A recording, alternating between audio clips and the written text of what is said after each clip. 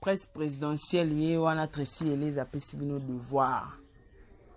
Tobona okofinga tokende nango na obongo tokeno na nenga propriété.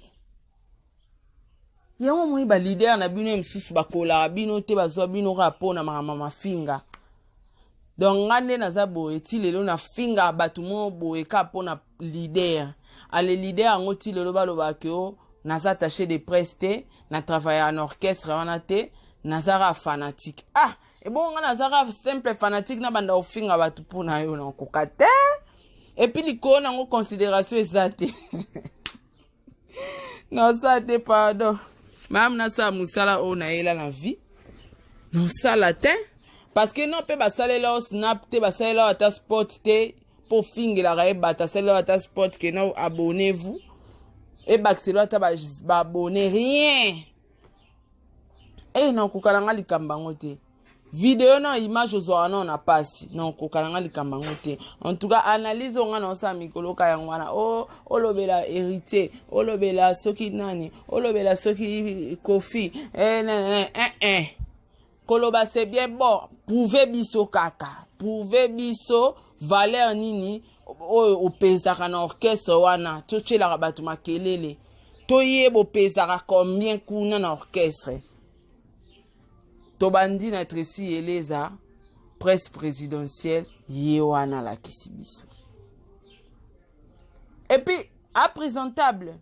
Donc autant wana leader na kata car bango de garde corps tenite bango de pour un olumba sur la parfa bien alatara bien avant d'ana parla bien à propre à présentable à boga.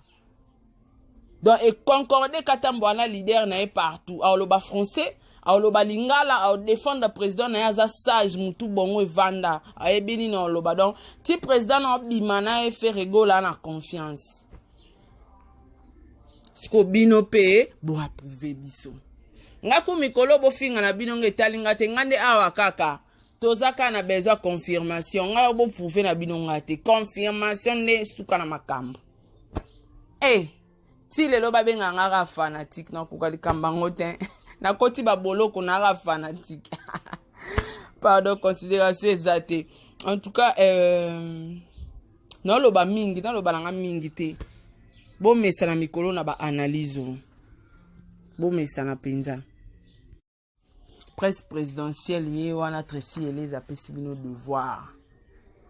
Tobona okofinga tokende nango na obongo, tokeno na nenga propriété. Yango moi ba leader na bino msusu bakola bino te bazwa bino rapport na mama finga. Donc ngande naza boye ti lelo na finga batu mo boye ka pona leader. Ale leader ngo ti lelo baloba ke o naza attaché de presse te na travailler en orchestre wana te nazara fanatique. Ah, et bon nga nazara simple fanatique na banda ofinga batu pona yo.